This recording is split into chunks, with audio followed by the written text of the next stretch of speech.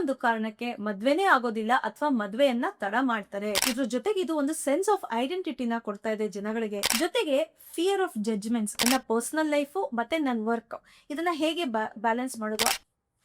ನಮಸ್ತೆ. ಇತ್ತೀಚಿನ ಒಂದು ಸೈಂಟಿಫಿಕ್ ಸರ್ವೆ ಪ್ರಕಾರ 2030 ಅಂದ್ರೆ 2030ನೇ ಒಂದು ಇಸವಿಯಲ್ಲಿ ಜಗತ್ತಿನ 45% ಮಹಿಳೆಯರು ಅವಿವಾಹಿತರಾಗಿರ್ತಾರೆ ಮತ್ತು ಮಕ್ಕಳು ಮಾಡ್ಕೊಳ್ದೇ ಇರ್ತಾರೆ ಅಂತ ಹೇಳಿ ಒಂದು ರಿಪೋರ್ಟ್ ಬಂದಿದೆ. ಅಂದ್ರೆ 45% of women in 2030 will stay unmarried and childless ಅಂತ ಒಂದು ರಿಪೋರ್ಟ್ ಬಂದಿರೋದು. ಇದಕ್ಕೆ ಅವರು ಕಾರಣಗಳು ಏನ್ ಕೊಟ್ಟಿದ್ದಾರೆ ಅಂತಂದ್ರೆ ಫಿನಾನ್ಷಿಯಲ್ ಇಂಡಿಪೆಂಡೆನ್ಸ್ ಜೊತೆಗೆ ಕರಿಯರ್ ಗ್ರೋತ್ ಆಗಿ ಅವ್ರದ್ದು ಫೋಕಸ್ ಆಗಿರುತ್ತೆ, ಹೈಯರ್ ಎಜುಕೇಶನ್ ಅವ್ರ ಫೋಕಸ್ ಆಗಿರುತ್ತೆ. ಈ ಒಂದು ಕಾರಣಕ್ಕೆ ಮದ್ವೆನೇ ಆಗೋದಿಲ್ಲ ಅಥವಾ ಮದ್ವೆಯನ್ನ ತಡ ಮಾಡ್ತಾರೆ, ಮಕ್ಕಳು ಮಾಡ್ಕೊಳ್ಳೋದನ್ನು ತಡ ಮಾಡ್ತಾರೆ ಅಥವಾ ಮಕ್ಕಳು ಮಾಡ್ಕೊಳ್ಳೋದೇ ಇಲ್ಲ ಅಂತ ಹೇಳಿ ಒಂದು ರಿಪೋರ್ಟ್ ಬಂದಿದೆ. ಈ ಕಾರಣಗಳೇನೋ ನಿಜ ಅಲ್ವಾ. ಮಹಿಳೆಯರು ತುಂಬಾ ಕರಿಯರ್ ಮೇಲೆ ಫೋಕಸ್ ಮಾಡ್ತಿದ್ದಾರೆ, ಹೈಯರ್ ಎಜುಕೇಶನ್ ಮಾಡ್ಬೇಕು ಅಂದ್ಕೊಂಡಿದ್ದಾರೆ, ಜೊತೆಗೆ ಆ ಒಂದು ಫಿನಾನ್ಷಿಯಲ್ ಇಂಡಿಪೆಂಡೆನ್ಸ್ ಬೇಕು ಅಂತ ಬಯಸ್ತಾ ಇದ್ದಾರೆ. ಇದು ನಿಜ, ಇದು ಸುಳ್ಳಲ್ಲ. ಆದ್ರೆ ಇಂತಹ ಒಂದು ಮನಸ್ಥಿತಿ, ಇಂತಹ ಒಂದು ನಿರ್ಧಾರಕ್ಕೆ ಬರೋದಕ್ಕೆ ಕಾರಣ ಏನು, ಮಾನಸಿಕವಾಗಿ ಅವ್ರಿಗೆ ಸಿಗುವ ಲಾಭವೇನು, ಅವ್ರಿಗೆ ಯಾವ ತರ ಒಂದು ತೃಪ್ತಿ ಸಿಗುತ್ತೆ, ಸಂತೋಷ ಸಿಗುತ್ತೆ ಹೀಗ್ ಮಾಡೋದ್ರಿಂದ ಅನ್ನೋದನ್ನ ಇವತ್ತಿನ ಈ ಸಂಚಿಕೆಯಲ್ಲಿ ತಿಳ್ಕೊಳ್ಳೋಣ ಬನ್ನಿ. ಫುಲ್ ವಿಡಿಯೋನ ನೋಡಿ, ಇಷ್ಟ ಆದಲ್ಲಿ ಲೈಕ್ ಮಾಡಿ, ಶೇರ್ ಮಾಡಿ, ಸಬ್ಸ್ಕ್ರೈಬ್ ಮಾಡೋದನ್ನ ಮರಿಬೇಡಿ. ನೋಡಿ, 20 ವರ್ಷದಿಂದ 45 ವರ್ಷದೊಳಗಿರುವ ಇತ್ತೀಚಿನ ಒಂದು ಮಹಿಳೆಯರು ಫಿನಾನ್ಷಿಯಲ್ ಇಂಡಿಪೆಂಡೆನ್ಸ್ ಬೇಕು ಅಂತ ಬಯಸ್ತಿರೋದು ನಿಜ. ಅದ್ರ ಜೊತೆಗೆ ನಾನು ಹೈಯರ್ ಎಜುಕೇಶನ್ ಮಾಡಬೇಕು, ಕರಿಯರ್ ಗ್ರೋತ್ಗೆ ನಾನು ಫೋಕಸ್ ಮಾಡಬೇಕು, ಚೆನ್ನಾಗಿ ನಾನು ಬೆಳಿಬೇಕು, ಒಂದು ಅಚೀವ್ಮೆಂಟ್ ಮಾಡಬೇಕು ನನ್ನ ಕರಿಯರ್ ಅಲ್ಲಿ ಅಂತ ಆಸೆ ಪಡ್ತಿರೋದು ಅಂತೂ ನಿಜ. ಈ ತರ ಮಾಡೋದ್ರಿಂದ ಅವ್ರಿಗೆ ಏನು ಲಾಭ ಸಿಗುತ್ತೆ, ಯಾವ ಕಾರಣಕ್ಕೂ ಅವ್ರು ಫಿನಾನ್ಷಿಯಲ್ ಇಂಡಿಪೆಂಡೆನ್ಸ್ ಬೇಕು ಅಂತ ಇದ್ದಾರೆ ಅನ್ನೋದನ್ನ ನಾವು ಅರ್ಥ ಮಾಡ್ಕೋಬೇಕು. ನೋಡಿ, ಈ ಕರಿಯರ್ ಅನ್ನೋದು ಮುಂಚೆ ಏನಾಗಿತ್ತು, ಒಂದು ಸೋರ್ಸ್ ಆಫ್ ಇನ್ಕಮ್ ಆಗಿತ್ತು ಅಷ್ಟೇ. ಅಲ್ಲಿ ಸಂಬಳ ಕೊಡ್ತಾರೆ, ಆ ಒಂದು ಸಂಬಳದಿಂದ ನಾನು ಜೀವನ ಸಾಗಿಸ್ತೀನಿ ಅನ್ನೋ ಒಂದು ತೃಪ್ತಿ ಇತ್ತು. ಆದ್ರೆ ಇವಾಗ ಕರಿಯರ್ ಅನ್ನೋದು ಬರೀ ಸೋರ್ಸ್ ಆಫ್ ಇನ್ಕಮ್ ಆಗಿಲ್ಲ, ಇದ್ರ ಜೊತೆಗೆ ಇದು ಒಂದು ಸೆನ್ಸ್ ಆಫ್ ಐಡೆಂಟಿಟಿನ ಕೊಡ್ತಾ ಇದೆ ಜನಗಳಿಗೆ, ಜೊತೆಗೆ ಒಂದು ಸೋರ್ಸ್ ಆಫ್ ಹ್ಯಾಪಿನೆಸ್ ಕೂಡ ಆಗಿದೆ. ಅಷ್ಟು ಒಂದು ಸಂತೋಷ, ತೃಪ್ತಿಯನ್ನ ಕಾಣ್ತಾ ಇದ್ದಾರೆ ಉದ್ಯೋಗದಲ್ಲಿ. ಜೊತೆಗೆ ಇದು ಅವ್ರ ಅಸ್ತಿತ್ವ ಆಗ್ಬಿಟ್ಟಿದೆ.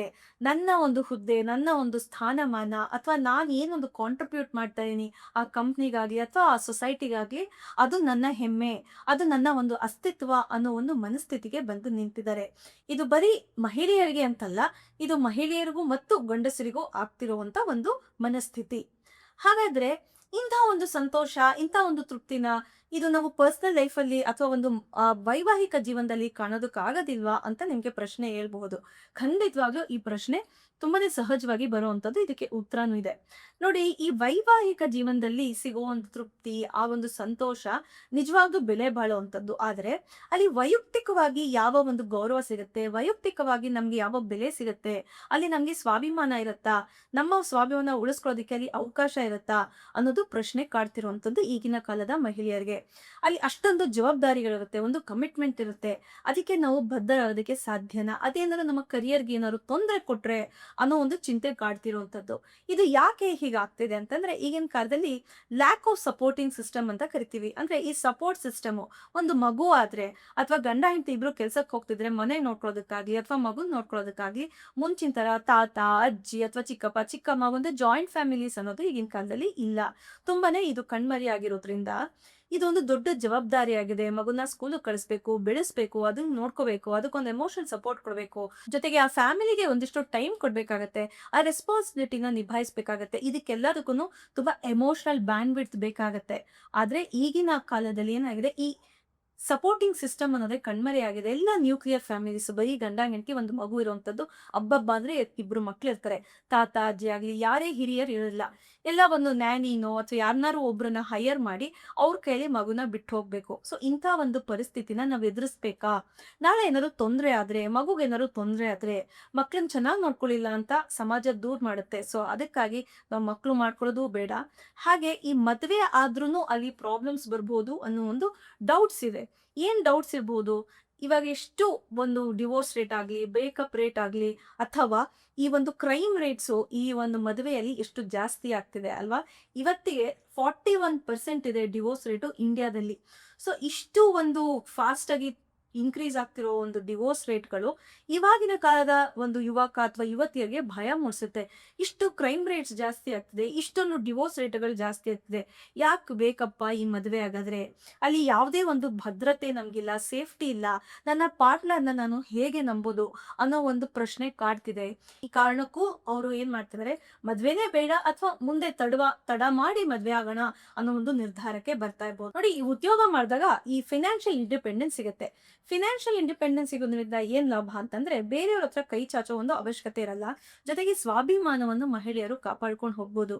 ಎಷ್ಟೊಂದ್ ಜನ ಮನೆಯರು ಇವತ್ತು ತಾಯಿ ಅಥವಾ ಒಂದ್ ಅಜ್ಜಿ ಹೇಗೆ ಕಷ್ಟಪಟ್ಟಿರ್ತಾರೆ ಉದ್ಯೋಗ ಮಾಡದೆ, ಸದಾ ಬೇರೆಯವ್ರ ಮೇಲೆ ಫಿನಾನ್ಷಿಯಲಿ ಡಿಪೆಂಡೆಂಟ್ ಆಗಿದ್ರು, ಸ್ವಾಭಿಮಾನವನ್ನ ಅವ್ರಿಗೆ ಕಾಪಾಡ್ಕೊಂಡು ಹೋಗಕ್ಕಾಗ್ಲಿಲ್ಲ. ಜೊತೆಗೆ ಎಷ್ಟೊಂದ್ ಜನ ದೌರ್ಜನ್ಯಕ್ಕೆ ಒಳಗಾಗಿರ್ತಾರೆ. ಇದನ್ನೆಲ್ಲ ನೋಡಿದಾಗ ಏನನ್ಸುತ್ತೆ, ನಾನು ಇಂಥ ಒಂದು ದೌರ್ಜನ್ಯಕ್ಕೆ ಒಳಗಾಗಬಾರ್ದು, ನನ್ನ ಸ್ವಾಭಿಮಾನವನ್ನ ಕಾಪಾಡಿಕೊಂಡು ನಾನು ಬದುಕಬೇಕು. ಜೊತೆಗೆ ಈಗಿನ ಕಾಲದಲ್ಲಿ ಈ ಕಂಫರ್ಟ್, ಲಕ್ಸುರಿಯಸ್ ಲೈಫ್ ಸ್ಟೈಲ್ ತುಂಬಾನೇ ಇಂಪಾರ್ಟೆಂಟ್ ಆಗಿದೆ. ನನಗೆ ಏನ್ ಬೇಕೋ, ನನಗೆ ಎಂತ ಮನೆ ಬೇಕೋ ಆ ಥರ ಕಟ್ಕೊಂಡು ನನ್ನ ಕನಸನ್ನ ನಾನು ಈಡೇರಿಸ್ಕೋಬೇಕು, ಅದಕ್ಕೆ ನನ್ನ ಕಾಲ್ ಮೇಲೆ ನಾನು ನಿಂತ್ಕೋಬೇಕು ಅನ್ನೋ ಒಂದು ಉದ್ದೇಶ ಜಾಸ್ತಿ ಆಗ್ತಾ ಇದೆ. ಜೊತೆಗೆ ಫಿಯರ್ ಆಫ್ ಜಡ್ಜ್ಮೆಂಟ್ಸ್. ಇವಾಗ ಏನಾಗಿದೆ ಅಂತಂದ್ರೆ, ಹೋಮ್ ಮೇಕರ್ಸ್ ಎಸ್ಪೆಷಲಿ ಏನಾಗುತ್ತೆ ಅಂತಂದ್ರೆ, ಪಾಪ ಅವರು ಗಂಡನ್ನ ಮಕ್ಕಳನ್ನ ನೋಡ್ಕೊಂಡು ಮನೇಲಿ ಇರ್ತಾರೆ. ಆದ್ರೆ ಅವ್ರಿಗೆ ಯಾರು ಬೆಲೆ ಕೊಡ್ತಾ ಇರಲ್ಲ, ಅಥವಾ ಅವ್ರ ಮೇಲೆ ಬೆಲೆ ಇರಲ್ಲ. ಯಾಕೆ ಅಂತಂದ್ರೆ, ನಾನು ದುಡಿತಾ ಇಲ್ಲ ಅನ್ನೋ ಒಂದು ಭಾವನೆ ಕಾಡ್ತಾ ಇರುತ್ತೆ ಅವ್ರಿಗೆ. ಸೊ ಏನಾಗುತ್ತೆ, ಅತ್ತೆ ಮಾವ ಆಗ್ಲಿ ಅಥವಾ ಸಮಾಜದಲ್ಲಾಗ್ಲಿ ಅವ್ರಿಗೆ ಒಂದು ಬೆಲೆಯನ್ನ ಕೊಡ್ತಾ ಇರಲ್ಲ, ಅವ್ರನ್ನ ಒಂದು ಡಿಗ್ನಿಫೈಡ್ ಆಗಿ ನೋಡಲ್ಲ. ಆಗ ಅವ್ರಿಗೆ ಏನ್ ಅನ್ಸುತ್ತೆ, ನಾನ್ ದುಡ್ದಿದ್ರೆ ನನ್ನನ್ನು ಯಾರು ಹೀಗೆ ಮಾಡ್ತಿರ್ಲಿಲ್ಲ, ನನಗೆ ಗೌರವ ಕೊಡ್ತಾ ಇದ್ರು, ನನಗೆ ಬೆಲೆ ಕೊಡ್ತಾ ಇದ್ರು ಅಂತ ಅನ್ಸುತ್ತೆ ಅಲ್ವಾ. ಸೊ ಈ ಒಂದು ಕಾರಣಕ್ಕೂ ಸಹಿತ ನಾನು ದುಡಿಬೇಕು, ನನ್ನ ಕಾಲ್ ಮೇಲೆ ನಾನು ನಿಂತ್ಕೋಬೇಕು, ಆ ಒಂದು ಗೌರವವನ್ನ ನಾನು ಗಳಿಸ್ಬೇಕು, ನಾನು ಬೆಲೆ ಬಾಳುವಂಥವಳು, ನನ್ನ ಜೀವನನೂ ಬೆಲೆ ಬಾಳುವಂಥದ್ದು ಅನ್ನೋ ಒಂದು ಮನಸ್ಥಿತಿನ ಬೆಳೆಸ್ಕೊಳ್ತಾ ಇದ್ದಾರೆ. ಯಾಕಂತಂದ್ರೆ ಪ್ರತಿಯೊಂದು ವ್ಯಕ್ತಿಗೂ ಕೂಡ ಈ need for recognition, need for appreciation, need for love ಅನ್ನೋದು ಇದ್ದೇ ಇರತ್ತೆ ಅಲ್ವಾ. ನನ್ನನ್ನ ಹೊಗಳ್ಬೇಕು, ನನಗೆ ಬೆಲೆ ಕೊಡ್ಬೇಕು, ನನ್ನನ್ನ ತುಂಬಾನೇ ಗೌರವದಿಂದ ಕಾಣಬೇಕು ಅನ್ನೋ ಒಂದು ಬಯಕೆ ಪ್ರತಿಯೊಬ್ಬರಲ್ಲೂ ಇರುತ್ತೆ. ಇದು ಒಂದು ಫಂಡಮೆಂಟಲ್ ನೀಡ್, ಇದು ಒಂದು ಮೂಲಭೂತವಾದ ಅಗತ್ಯ ಅಲ್ವಾ. ಇದನ್ನ ಈಡೇರಿಸ್ಕೊಳ್ಳೋದಿಕ್ಕೆ career is the best option ಅನ್ನೋ ಒಂದು ನಂಬಿಕೆ ಬಂದ್ಬಿಟ್ಟಿದೆ. ಜೊತೆಗೆ ಇನ್ನೊಂದು ಏನಾಗಿದೆ ಅಂತಂದ್ರೆ, ಈ ಮದುವೆ ಅನ್ನೋದು ಲಾಂಗ್ ಟರ್ಮ್ ರಿಲೇಶನ್ಶಿಪ್ ಅಲ್ವಾ. ಸೊ ಇಂಥ ಒಂದು ಲಾಂಗ್ ಟರ್ಮ್ ರಿಲೇಶನ್ಶಿಪ್ ಅಲ್ಲಿ ಹಲವಾರು ಜವಾಬ್ದಾರಿಗಳಿರುತ್ತೆ, ಅಲ್ಲಿ ಒಂದು ಮನಸ್ತಾಪಗಳಾಗ್ತಾ ಇರುತ್ತೆ, ಭಿನ್ನಾಭಿಪ್ರಾಯಗಳಾಗ್ತಾ ಇರುತ್ತೆ. ಇದನ್ನೆಲ್ಲ ಎದುರಿಸೋದಕ್ಕೆ, ನಿಭಾಯಿಸೋದಕ್ಕೆ ಸ್ಕಿಲ್ ಸೆಟ್ಗಳು ಬೇಕಾಗಿರುತ್ತೆ. ಈ ಒಂದು ಸ್ಕಿಲ್ ಸೆಟ್ಟಿನ ಕೊರತೆಯನ್ನ ಈಗಿನ ಕಾಲದ ಒಂದು ಯುವ ಜನದಲ್ಲಿ ನಾವು ನೋಡಬಹುದು. ಅದು ಮಹಿಳೆಯರಿಗಾಗಿರ್ಬೋದು, ಗಂಡಸರಿಗಾಗಿರ್ಬೋದು. ಅಂತ ಒಂದು ಭಿನ್ನಾಭಿಪ್ರಾಯಗಳನ್ನ, ಮನಸ್ತಾಪಗಳನ್ನ ಹೇಗೆ ನಿಭಾಯಿಸೋದು ಅನ್ನೋ ಒಂದು ಕೊರತೆ ಇದೆ. ಇದಕ್ಕೆ ನಾವು ಲ್ಯಾಕ್ ಆಫ್ ಕಾನ್ಫ್ಲಿಕ್ಟ್ ರೆಸಲ್ಯೂಷನ್ಸ್ ಅಂತ ಹೇಳ್ತೀವಿ.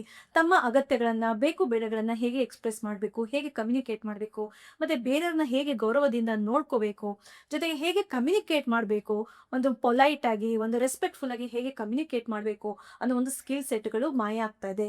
ಜೊತೆಗೆ ಎಂಪತಿ ಅಂದ್ರೆ ಸಹಾನುಭೂತಿ, ಬೇರೆಯವರ ನೋವನ್ನ ಅರ್ಥ ಮಾಡ್ಕೊಳ್ಳೋ ಒಂದು ಸಾಮರ್ಥ್ಯ. ಈ ಒಂದು ಸಾಮರ್ಥ್ಯ ಇದೆಲ್ಲ ಎಸ್ಪೆಷಲಿ ಮ್ಯಾರಿಡ್ ಲೈಫ್ ಅಲ್ಲಿ ತುಂಬಾನೇ ಇಂಪಾರ್ಟೆಂಟ್. ಸೊ ಇದ್ರ ಒಂದು ಕೊರತೆಯನ್ನು ಕೂಡ ನಾವು ಯುವ ಪೀಳಿಗೆಯಲ್ಲಿ ನೋಡುತ್ತಿರುವಂಥದ್ದು. ಇನ್ನೊಂದು ಇಂಪಾರ್ಟೆಂಟ್ ಪಾಯಿಂಟ್ ಏನಪ್ಪಾ ಅಂತಂದ್ರೆ, ಈ ವರ್ಕ್ ಲೈಫ್ ಬ್ಯಾಲೆನ್ಸ್ ಮಾಡುವಂಥದ್ದು. ನನ್ನ ಪರ್ಸನಲ್ ಲೈಫು ಮತ್ತೆ ನನ್ನ ವರ್ಕ್, ಇದನ್ನ ಹೇಗೆ ಬ್ಯಾಲೆನ್ಸ್ ಮಾಡೋದು, ಅಲ್ಲಿ ಬರುವಂತ ಒಂದು ಸವಾಲುಗಳನ್ನ ನಾನು ಹೇಗೆ ನಿಭಾಯಿಸಬೇಕು, ಎದುರಿಸಬೇಕು ಅನ್ನೋದಿದೆಯಲ್ಲ, ಇದೊಂದು ಕಲೆ. ಈ ಒಂದು ಕಲೆಯ ಕೊರತೆಯನ್ನು ಸಹಿತ ನಾವು ನೋಡಬಹುದು.